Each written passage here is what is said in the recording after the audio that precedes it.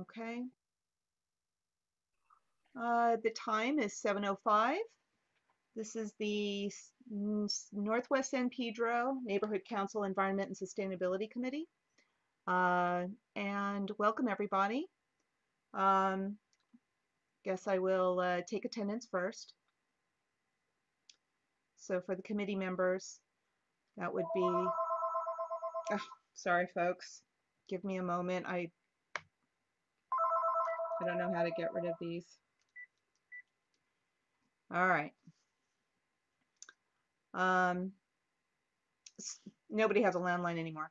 Okay, so for attendance, Gwen Henry here, Pat Nave here, Thomas Norman, we're still waiting for, Tom Mader here. Okay. Mary Chan is not here, and Peter Rothe. Someone is very insistent. It's lens crafters. They have my glasses. They very much want to speak to me. Call from Crouch. Sorry guys, I don't know how to turn off a landline other than pull it off. Okay, so Vic, would you like to be counted? Could you guys excuse me? I apologize. Well, I'm not a committee member, so I shouldn't be counted in that sense. And as soon as somebody gets here to take over as host, I'm gone. Yeah. So I will let you decide whether I should be counted. Well, look, under the Brown Act, without a quorum, you can't conduct business, can't take a vote. But there are some things that you can do. You can take public comment, particularly since it's recorded, on non-agenda items, and those can. Well, let's continue then. Welcome and introduction. So I am the Northwest. I am the chair of the committee, and welcome all to. If anyone is present, a guest, we would greatly love to hear from you. I will allow you to talk. Hello, Alan. Hey, Gwen. Would like to introduce yourself? Is this public comment? It is welcome and introductions, and we will get to public comment momentarily. Oh, okay. So, Alan, of course, is represents the Palos Verdes Peninsula Land Conservancy as well as Coastal. Our resident naturalist and all-around environmentalist expert, all things peninsula. So, would anyone else like to speak in any way? Okay, introduction's over. Let's go ahead with public comment.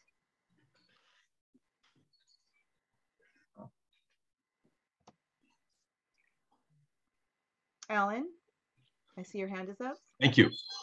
Now is the right time. I just want to make sure everybody present is aware that on April the 24th, this coming month, we have our biggest annual fundraiser for White Point, which is a city park here in San Pedro, 102 acres, much of which is restored habitat and a nature education center for children, out of which we coordinate a lot of our programs in the third grade classes across San Pedro and beyond. The fundraiser is the Wild and Scenic Film Festival, which will be back at the Warner Grand Theater again this year after 2 years of online viewing. So I assume everybody present likes the Warner Grand, and all of you who have seen the Wild and Scenic Film Festival, I will assume like it. You can get tickets for the event at pvplc.org. I'll repeat that, pvplc for for Palos Verdes Peninsula Land Conservancy.org. And I'll look forward to seeing at least some of you there. Thank you. Thank you, Alan. Do we have any other public comment on non-agenda items? Is there anything that's not on the agenda that we might want to discuss now? Okay, seeing no comments.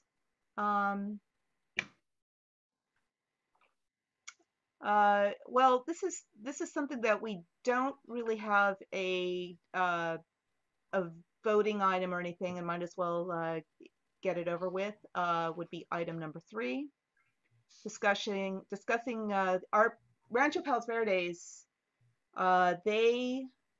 They have something coming before them at Eastview Park, which of course just kind of bumps down on our side of Western, but is Palos Verdes. It's a project that will benefit Northwest in a certain way. Again, the Safe Clean Water program, that's a county program, but it does benefit not just the independent cities, but it can also benefit the city of Los Angeles.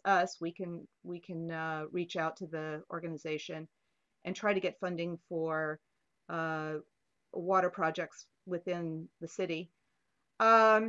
Anyway, so they currently have a stormwater collection site that they are going to be building underground right there at Eastview. It will be collecting stormwater and providing water to irrigate the park. They are also seeking to benefit Dodson Middle School. With this, there will be some plantings and possibly irrigation that will be it will contribute to our area for San Pedro. I'm actually I'm watching to see that comes before the city council. A possible letter coming through this committee, but what's more interesting, and I hope that Pat, if you get an opportunity, the March 3rd meeting was a presentation by Safe Clean Water. It was very informational. We do have an opportunity to try to get funding for similar projects within San Pedro, and bioswales, stormwater collection points, and because we are set on the hill, that is a tremendous amount of water that can be collected. So it's something to consider, and want to see if you know we can benefit from this program. Number 4, does anybody have any comments on that or any thoughts or questions? Okay, so next is the San Pedro Community Garden, again with water issues. So those of you who were here for the last meeting, the garden originally was Department of Sanitation water that was being provided to kind of a self-generating community garden that kind of built on Department of Sanitation land, and they had been using the water, and then what had happened is once the city realized the bill was insane, they actually invested in piping water and irrigation to separate it so that community gardeners could pay their own water bill. And so the LA Community Garden Council is overseeing it. It is a 501c3, but what is happening is amongst community gardens is that the water problems that are happening in Los Angeles and the basin, the shortages, this becomes an environmental justice and an economic justice issue, it may be that the community gardens, which we all want more of, more open spaces, green spaces, the equitable access to gardens and the rest is being threatened. So there will be discussion with that. Find out. Jesse will be talking about the San Pedro Gardens in particular, kind of as a case scenario. Safe clean water might be brought in to create a cistern at the top of the hill, collect water that may benefit the gardens, and that may there is a possibility of having it as a case study for other gardens in Los Angeles. So more on that later. Now for the has Thomas been able to join us? Oh, Norman? No, Thomas. Okay.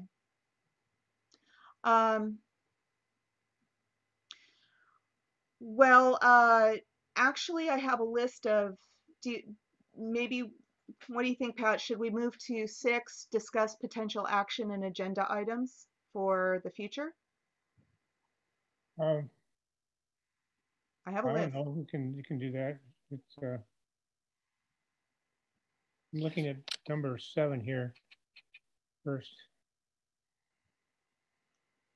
Oh, potential action agenda item. Sure, we can do that.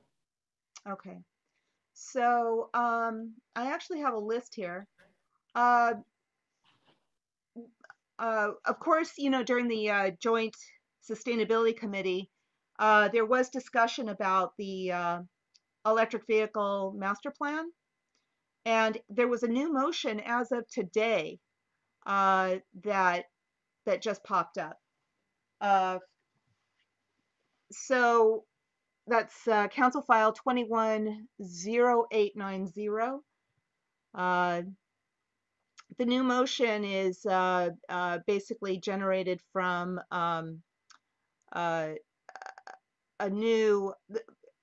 more legislation through the federal government. President Biden had signed another item that is actually funding for more electric vehicle infrastructure, plug-in stations. Again, this is a equitable access issue, making sure that we. Oh. Hey guys, sorry. Apologize, running low on power.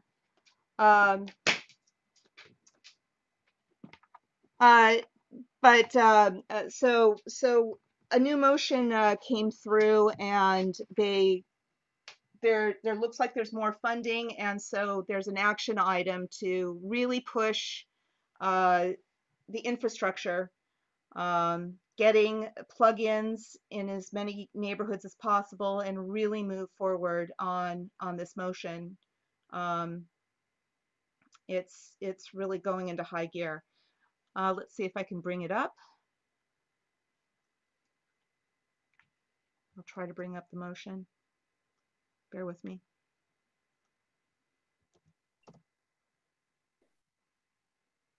Am I able, Vic, to share an online screen?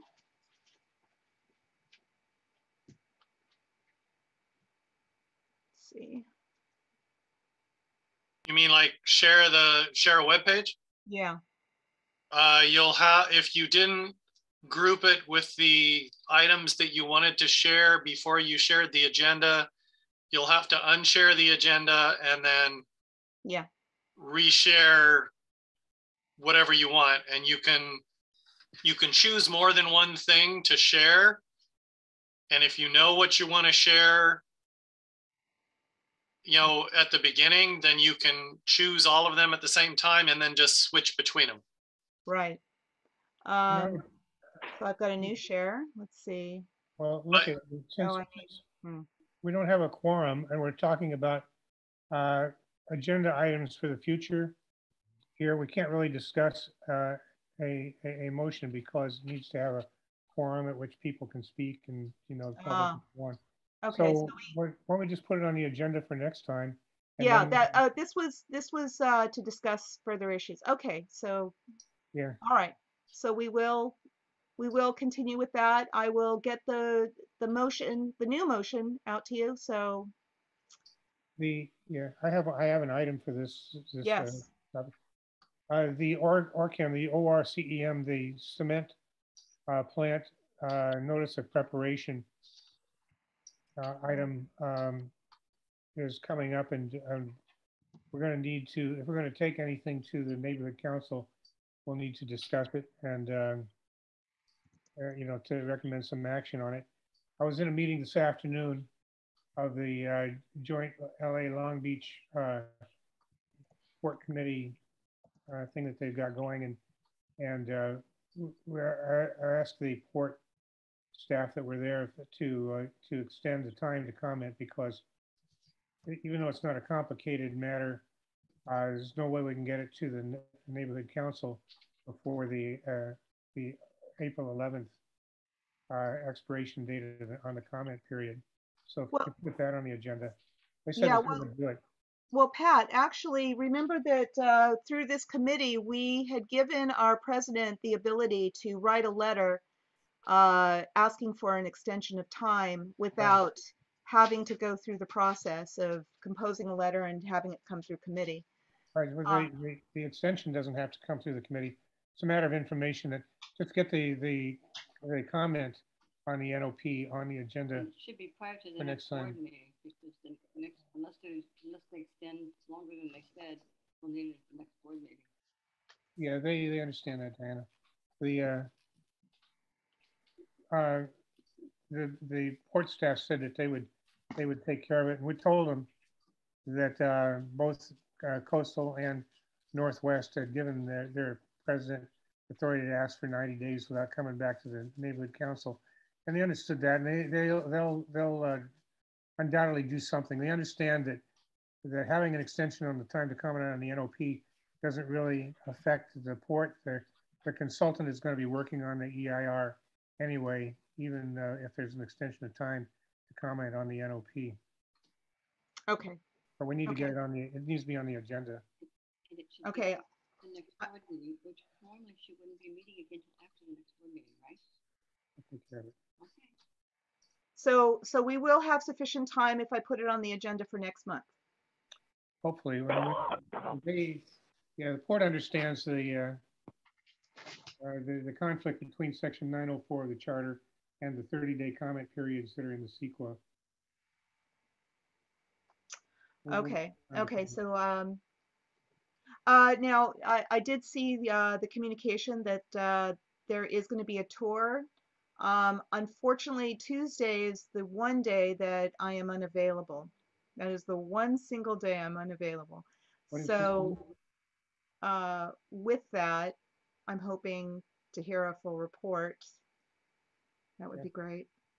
Glenn, what was that? That's coming up on a Tuesday? There is a tour of the cement Tour? area. Oh, the one I sent to you. Yeah, I sent Yeah. to you. Yeah. Yeah. That's just really informal, and that's mostly for the Wilmington folks.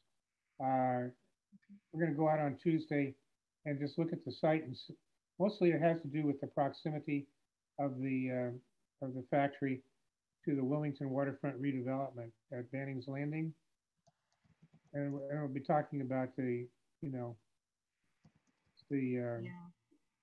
potential impacts and so forth, and also the truck routes and so on. So, Right. yeah. Actually, anybody who wants to come can come. It's just mostly a site visit. We did invite the president of the company. Actually, we met with him about a month ago, Diana, something like that. They're really, really good about it, and it's a great project. The question is all, is impact on the environment and what needs to be done to avoid, particularly the dust stuff, because it's going to be, suction out of bulk carriers, processing and grinding iron slag and then transporting it by truck from the factory, 35,000 truck trips a year to construction sites around the city. So With that, I'm sorry. well, no, continue. I did want to have. There was another question. The proximity of this, is it on the Banning's Landing side, or is it to the east, or is it across the way, not too far from the recycling, the SA Recycling? Is it It's across the channel from SA Recycling. If you go to Banning's Landing and turn left and go down to Yacht Street and turn right, then you'll go to the site. It's next to the USC Rowing Center. And by the way, has there been any discussion about SA Recycling and the EIR? I have no idea. Okay, I'll follow up on that as well, because that's nearby, and the combination of the cement preparation and the recycling, Well, all of these things. I think what we got to talk about is process in the neighborhood council, because what we don't really have on anything, not just environmental matters, but we don't have real system of follow-up to find out. We submit a CIS, for example, or a comment letter or a request or something, and then we don't follow up to get to track what's been done and where it stands, and we don't task individuals to track stuff and make appearances at the Board of Harbor Commissioners in neighborhood council comment time. Yeah. So that's something I think is worth discussing too. Probably it's an executive committee matter. I'm highlighting that. I'm highlighting that thought. Okay, so there's also something else that was discussed at the joint sustainability meeting was Council File 220255, which was the Green Hydrogen Hub. I found, of course, an article. There is some controversy from environmental groups and that kind of thing. I wondered about your thoughts. I don't have any thoughts. I just remember what, and Dick probably knows some of this too. I remember Jason Herring saying that hydrogen and hydrogen storage is really difficult because it's the smallest molecule out there, and it'll leak through just about anything. So I don't. If I could have asked. Oh, no, I'm sorry. Go ahead. No, I'm sorry. If I could have passed chemistry, I would have been a doctor instead of a lawyer, but I have no idea. But that was what Jason Herring said. I remember that. Well, I do know that one discussion. This is outside of Los Angeles, but there's a coal burning plant that I believe there's an area where there's a cavern over there, and they are talking about making it a natural gas storage facility and then eventually morph it into potentially hydrogen gas storage facility. And this is a coal burning plant that is going to asked to be phased out. Coal burning that powers up Los Angeles. So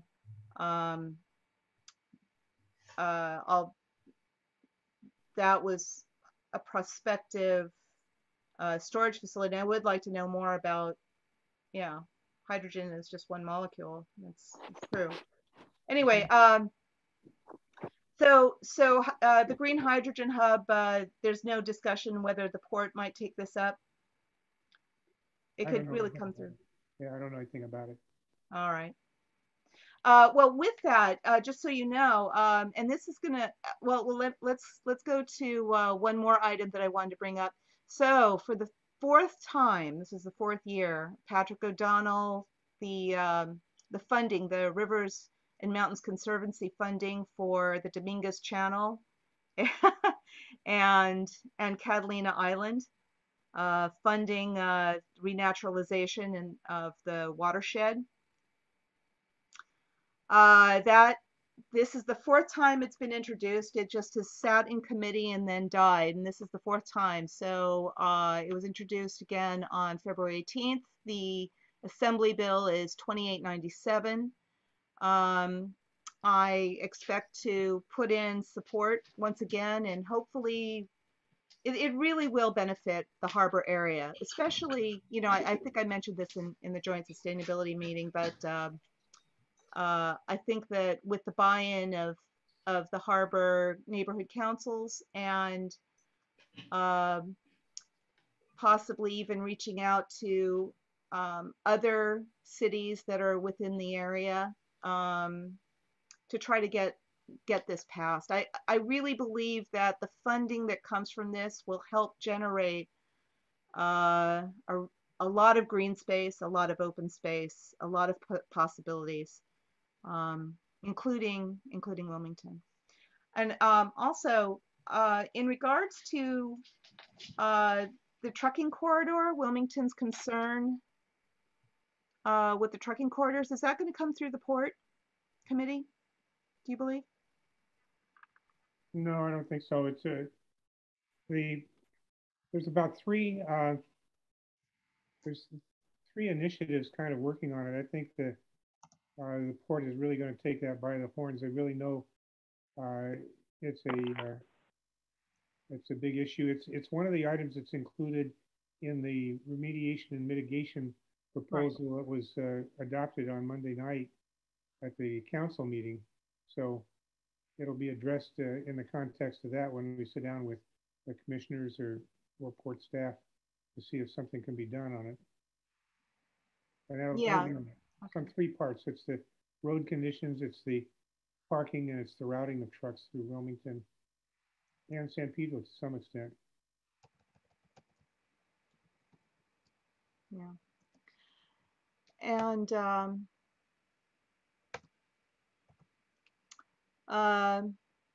I don't know if Rancho LPG is. Oh wait, before I speak about that, going back to the green hydrogen hub, and this is going to segue into something that we can't really. Are we still unable to discuss unless we have Thomas Norman, the air quality sensor issue that's on the agenda? You can't take an action without a quorum. Well, yeah, this is a non-action item, but there's a lot of information to pass forward. Well, with that, okay, this will segue into that. So the green hydrogen hub, one of the things that is part of that motion is that one of the listed items is that there's a directive to have the Bureau of Sanitation, DWP, and the Port of Los Angeles to start reporting on monitoring nitrogen oxide and other emissions if the green hydrogen hub becomes successful. So I just wanted to say that there is a directive to put funding towards the Department of Sanitation, towards reading air quality and have air monitoring. So with that, just put a pin in that. Is there anything else that we might discuss as an action topic? Any CISs or anything? No, we could maybe put it on the agenda for next time. You know, in light of the NOx testing and reporting and things like that. I remember being at a festival in I think Chiang Rai, Thailand, and it was, you know, on the corner it was a huge, well, it wasn't huge, but a sign, a digital sign that was giving the readouts for all kinds of air pollutants in the community. And it was kind of continuous. I've always thought, man, you know, what a great addition that would be to put one like in Wilmington and on Avalon, and maybe put one down by the municipal building in San Pedro. It just gave the readings for, you know, wouldn't be very comprehensive like air quality monitors would be, but we kind of let the community know what the levels of SO2 and NOx and particulates and that sort of thing were. But maybe put that on the agenda to talk. Maybe we take that up as an initiative to see about doing maybe, I don't know, you know, lots of things could happen. It could go to Harbor Community Benefits Foundation or go for an MPG or something like that, but some kind of a reporting and publicity device like that. So if you want to put it on the agenda for next time, that'd be. So you think that could we could move forward on something like that or get a fire going? Every time I've ever seen anything like that, it's usually funded by a group like the NRDC or, you know, some Heal the Bay kind of group. Maybe, I don't know. Anyway, okay. I've After the fiasco over air quality monitors, I'm staying out of funding issues forever.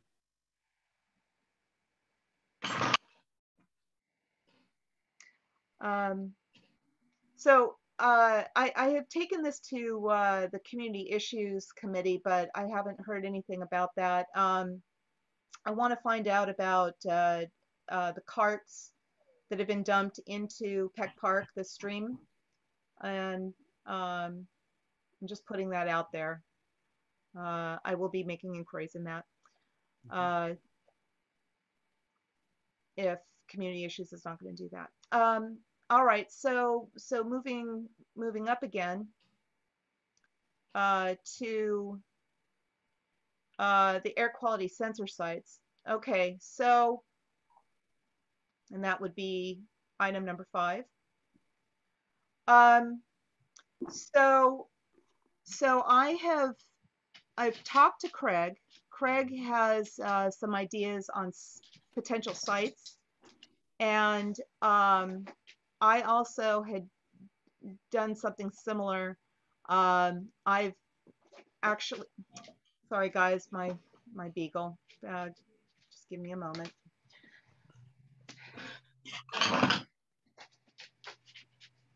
He has cancer, so I have to let him out. Okay, so I've actually reached out to the Department of Sanitation. There's a lot of logistics that, well, actually, let me start from the beginning. It's a complicated issue because there's potential sites that we can utilize, and they are all of the possible sites that we can put the sensors have a different degree of difficulty depending on according to the city clerk. So if you can hang on a moment, I've got all sorts of notes on this.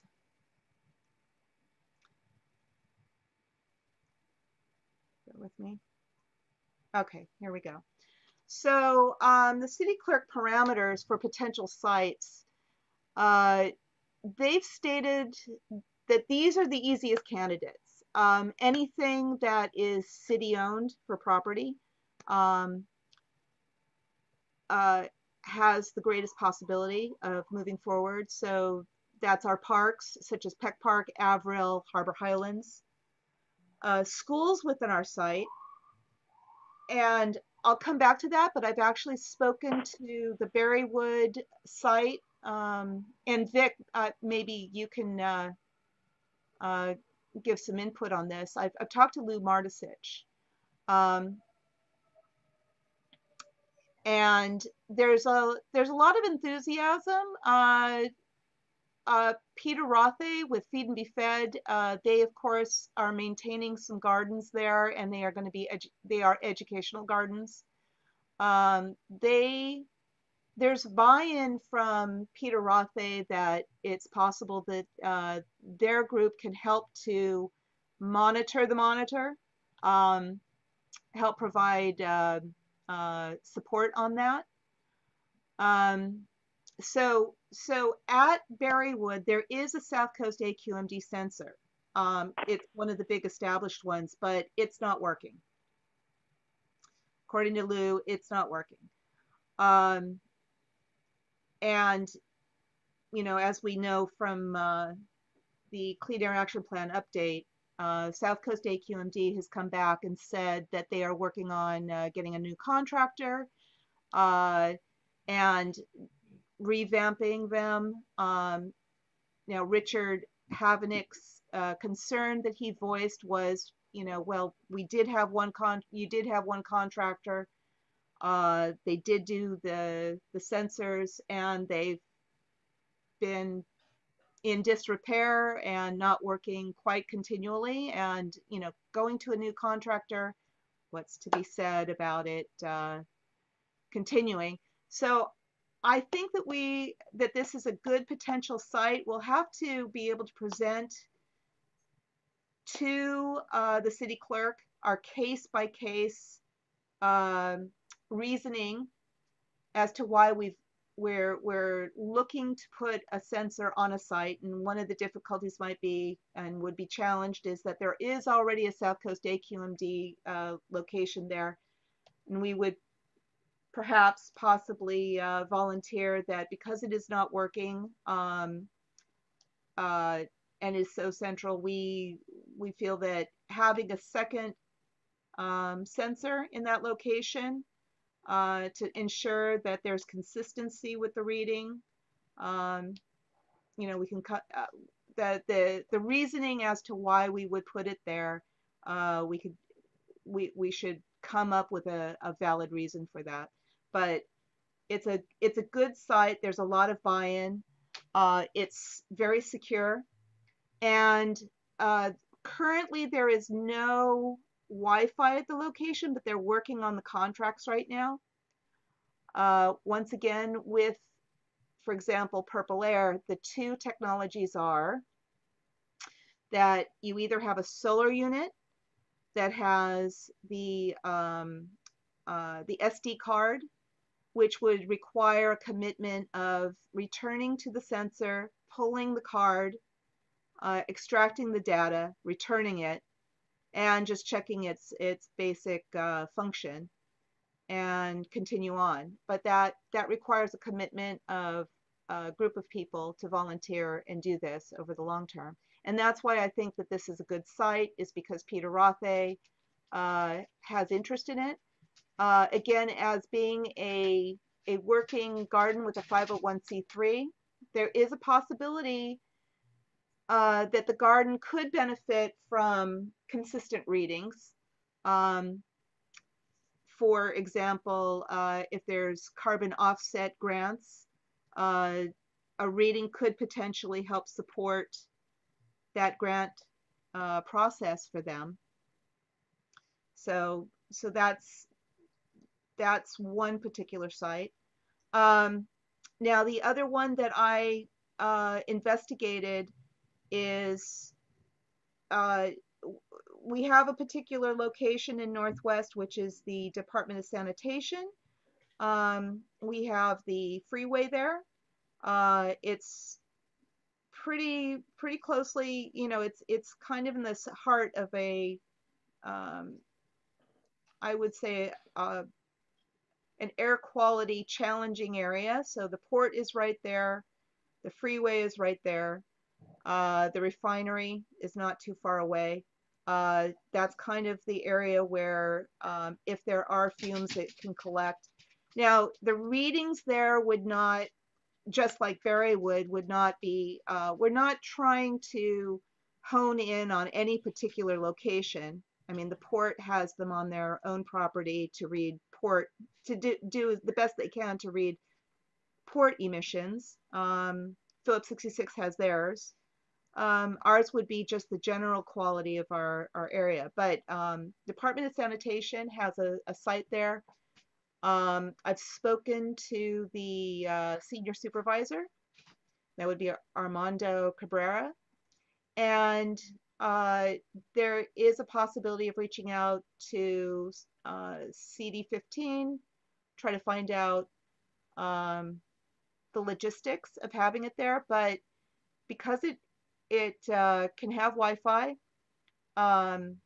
or once again, because it's a secure location, there's the offices are actually those mobile trailers, but it could conceivably be there. They are interested in keeping an eye on it, as is the community garden there. The community garden, just like Feed and Be Fed over at Berrywood, there is a certain appeal to having a air reading directly on site. They have motivation to help assist with this.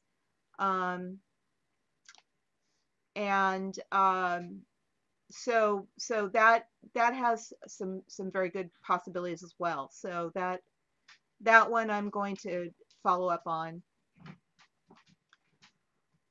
Now with more South Coast AQMD sensors, there's one at Tabor Elementary and there's one at Barton Hill. Sorry, guys. And according to Lou, the Barton Hill one does not work. The one at Barton Hill does not work. Tabor Elementary is still a question mark. That will be something to verify. Those are the only sensors that I am aware of in our area, unless you know of others, Pat. You're on mute. They're all over town. We just there's a lack of them in our area at what are called sensitive receptor sites. So the sanitation yard is really a good site, not only because there's people using the community garden, but there's kids using the soccer fields next door, and then there's a couple of potential emission locations there too. The freeway and the packing station up on the end of Westmont, as well as the refinery. Right. And then the hospital is a sensitive receptor site too, so we try to find someone. My objection is just that the city clerk is making stuff up as they go along. There is nothing in the charter, nothing in the admin code, and nothing in the municipal code about putting these things on private property, or with the stuff they're putting Melanie through in terms of what she calls a detailed budget, and I have no idea what that is. And you know, when I was working at the port, I had an air quality thing and put air quality sensors on private property. They're actually much safer there than they are putting them on a public building. But you know, hey, I'm staying out of it. Just I guess you and Craig and I don't know who else is working on this. For the life of me, Vic, I don't know why the neighborhood council just doesn't task one person with getting this stuff through the city clerk instead of having 15 people running around. Well, with that, well, these are the easiest. Once again, I want to go through the whole list of easiest sites. And the hospital, once again, that's in La Rambla area, isn't it? So? No, I'm just asking. And this would be a thought for Diana. I was wondering if we ever reached out regarding or created a motion, possibly make a motion to try to have them as our stakeholders in a way, if there was some way to put to have representation. Anyway, put a pin in that. Not next to Berrywood, the administration offices right there. There's also William J. Johnson Community Day School, and their collaboration with the Berrywood side is that they have a gate in the back, and their students will actually be learning a lot of useful biological trades, and science and the rest of it, for, there's a lot of collaboration in getting the day school kids involved out in the outdoors and with outdoor careers. So, which is a tremendous opportunity. But that site also provides a possibility of more buy-in and a student involvement over there in data collection. So some of the other sites we have is, of course, Park Western Elementary. I don't know if San Pedro High School, that's really outside of our area. That's in Central, isn't it? But it sure would have been great to possibly have it at the high school and get the buy-in of a STEM teacher, and have the students work on a project. What we do have, of course, on our site is Mary Star High School, even though it's private. There could be a buy-in from a class there. Now, this is what Craig's idea was, and I don't know if this works. There's the Marymount California University Residential Campus that's right there in our area, right on the edge, North Palos Verdes. Now, from what I understand, this is the complex bit. It cannot be located in the apartments or near the housing, but if they have a community center or a communal area, that can be utilized. Like any community center, a senior center, anything like that can be utilized within a larger residential area. The Willenberg Special Education Center is over by the hospital. 7th Street Elementary, is that in our area? And then there's Bandini. Anyway, so Harbor LAPD, do you think that is a possibility? Can't take any decisions, no quorum. But who is the person or persons that are responsible for getting this through the city clerk?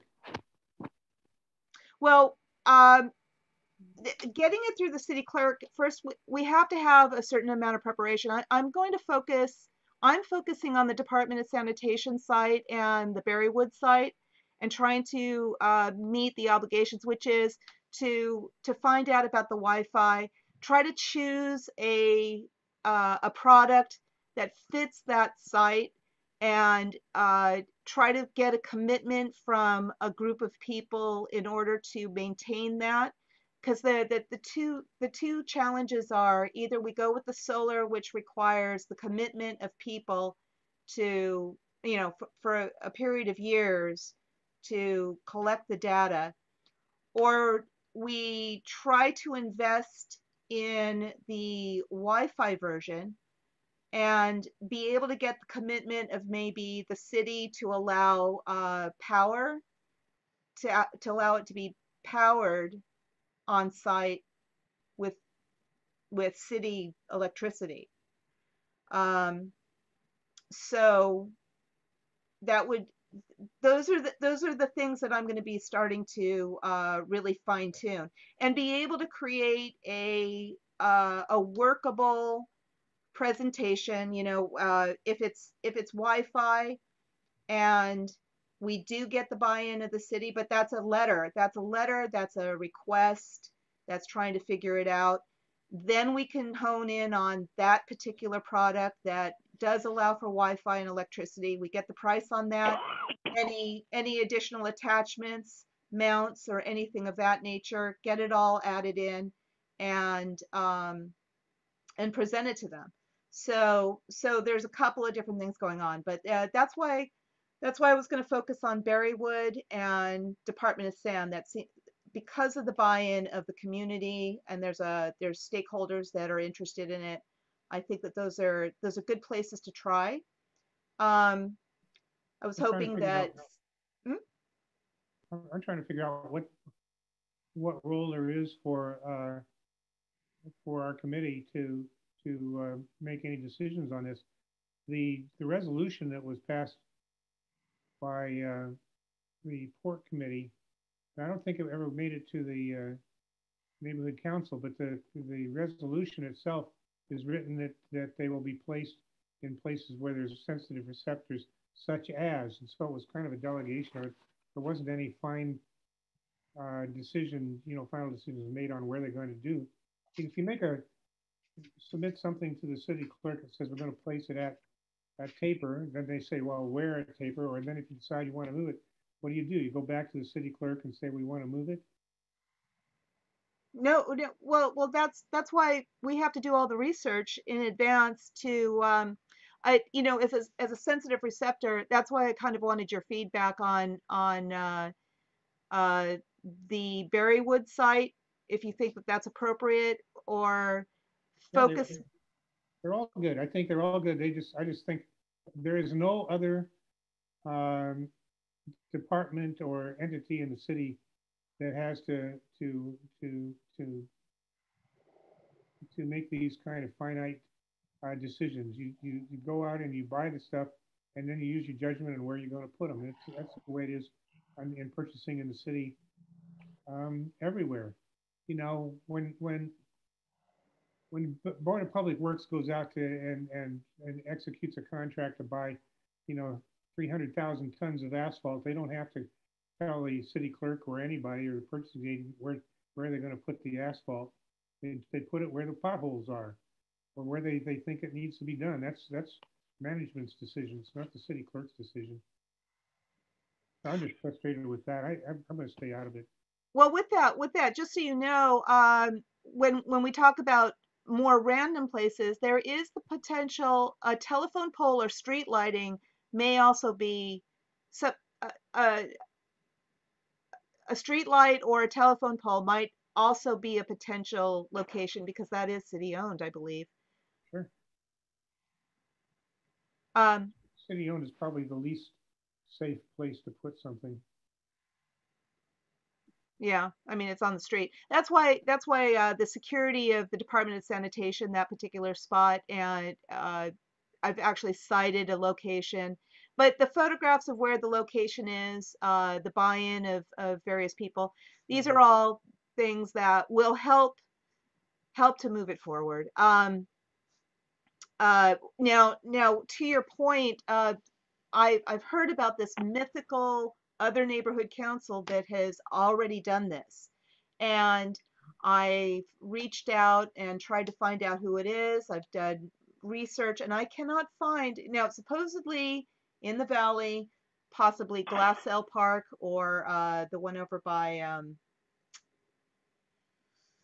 Greater Valley Glen, which is over kind of by Porter Ranch. One of them is by Porter Ranch. Maybe it's Glassell Park. But I can find no evidence of their process of how they did this. So I'm going to find out how they submitted it and try to replicate that. Richard Havenick had a good idea, I think. Excuse me for interrupting you. He said, because there's some other neighborhood councils that are interested in joining in this, so we can get kind of a community-wide reading of PM10s and PM 2.5s. And he suggested that going to the Harbor Community Benefits Foundation, which receives port money for it, and just get a grant from them to buy these things. Then we can put them where we think they should be. Right. And put them in people's backyards and stuff like that without going through all this folderol with the city clerk. Well, okay. So let me add that to this. Now Craig has worked on some of this. So where were we? Yeah, Harbor Community Benefits Foundation. I think they've already finished their cycle for the year. Didn't they just finish that up? I don't know. I think they did.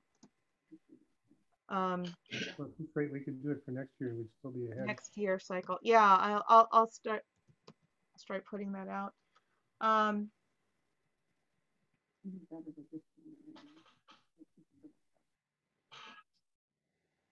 So anyway, and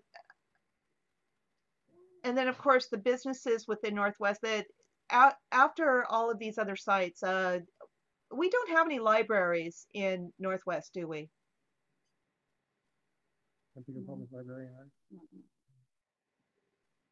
I don't know. I don't see any requirement that we have them in our Northwest geographic boundaries. I can understand the sentiment that this is where we want to test, but there's no. I don't believe there's any legal requirement that they stay in Northwest.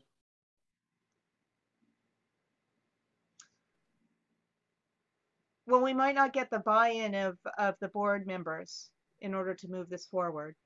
That's a consideration. Now the YMCA, when we talk about sensitive places like the hospital, is the YMCA within the area? There's that.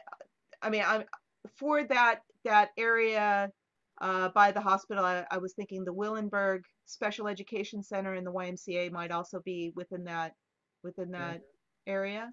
Okay, so I'm just trying, because the YMCA might also have some buy-in with this. They have the Youth in Government program and a few other things. There might be some people who might be interested in helping and commit with this. I think that if we have buy-in of stakeholders to possibly help with the monitoring, especially if we have to go to the SD card, that will help the case. Anyway, okay, so and then of course the next level of difficulty would be going to a business within Northwest. No matter what, there would be liability issues of if it's on a business's site, it could be stolen or spotted and scraped off, or it could be knocked over and fall on a person's head in the parking lot. So there would be some liability issues to try to alleviate, waivers of indemnification and that kind of thing, and that would have to go to Melanie, and then the city clerk would assess the proposal on that. I think that we have a lot of public sites that work with it. Now, once again, between the two, with the South Coast AQMD sensors, whether they're working or not, I'd like to focus on the Department of Sanitation site. That seems to be a really good location, and also work on Berrywood. The presentation would be different as to our reasoning as to why we want them there. Of course, the Department of Sanitation, because of its proximity to all of those things, and there is no sensor near that, is there? Well, if we have a map and you can just put your cursor over the spots on it and see what the readings are. There's just there's some holes in the map. That's what we should be addressing. Right. So yeah, I've just been trying to find all of the possible locations and go from there. Good. Okay. I think that's as far as it can go. I'll be working on that. Once again, first trying to get the logistics kind of formulated as to whether we can have it on those sites and what the requirements would be and whether it'll work there, and then go from there. And then there will be an application. I'll work on the rest of the nitty gritty. So and then Craig is going to focus on his interest was once again the Marymount California University residential campus, which is on the edge. I don't know if you consider that a sensitive site. It's right there. It's kind of it's over by the Navy supply fuel point. sensitive receptors are defined in the law as being those, like kids and things like that, and the population density areas. Yeah. Well, that's less dense. You might put one down at Rancho San Pedro, for example. Yeah. One by the freeway, one by the refinery, one by the hospital. Well, speaking of which, Rancho San Pedro, what would work there is more of their public area. They have the central office, I believe. Do they also have a community center? They have a community center. Yeah, don't they? Yeah, those are the places that it would be. So, okay, I'll put that down. But again, we may have a problem with board members trying to put it in a location that is outside.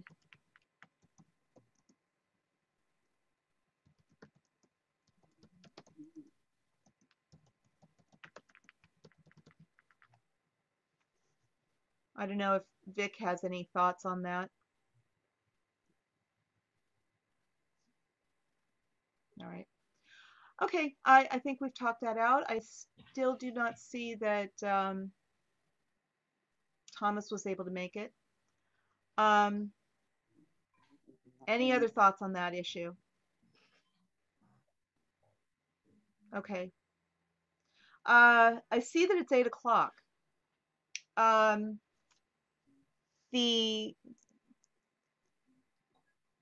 The other items that are on the Joint Environmental and Sustainability Committee items, I don't know if there was any feedback on the alternative car expo. Even more, I find it even more important to have it here. There were a couple of things that had happened recently, but anyway, if anybody has any comments on any of those items or anything else? No? Well, at 8:07, do I have a motion to oh, we have to discuss a potential date change.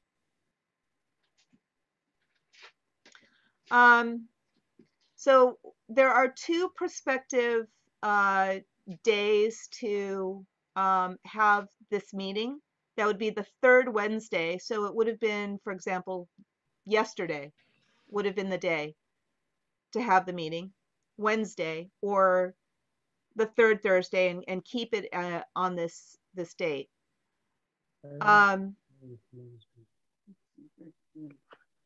Second and fourth. Pat, do you see any difficulties? For me, it's the planning meetings. When's the Joint Sustainability Committee meet? Well, they met. It was the 6th, so it's somewhere in the first. I think it's generally in the first week. Bear with me. I've got to find I do have my notes. Bear with me. The last one was on the 6th. The last one was on the 6th. So I believe they try to focus on having it. Yeah, get it before their board meeting. So third Wednesdays works for me. Okay. Yeah, maybe check with Tom. If you need Tom because he's the second board member. Correct. Committees need 2 board members on them, if I understand correctly. So you might need to check with Tom Norman, but the third Wednesday's all right with me. Okay. Yeah, then I will send an email. Does anybody have a problem with it? I've got to honestly say that two of our committee members, Peter and Mary, sometimes would benefit from having a later meeting, such as this 7 p.m. Is that objectionable to anybody? Fine with me. It's fine for you? Diana says she'll fall asleep. Means you need to go in another room. Yeah, I'll do it from another room. Well, it puts some pressure to be succinct and efficient. So Diana goes to bed as soon as the sun goes down. I hear you, Diana. I wake up really early myself. Even with daylight savings already happened, I still wake up at around 3 a.m. So anyway, okay, well, I will send that out, and I will, Tom Mater, are you there? I am. Okay. Are you good with a 7 p.m.? Is that okay for you? That's fine. Sure. It is? Okay. I will try to find out more from Peter and Mary. I just want to get that you guys are good. So yes, third Wednesday or third Thursday. Sounds good. Okay. Do I have a motion to adjourn? So moved. Is there a second? Second. Okay. Pat first. Yes. I. All right. Without further ado, thank you so much. Any other agenda items to include for next time? Just feel free to email me. Thank you, Diana, for giving me some information on. Oh, you're welcome. I do have it in the notes. Okay, and I will send items your way. Okay. Thank you. Thanks, everybody. Bye-bye. All right. Thank you so much. Stop recording.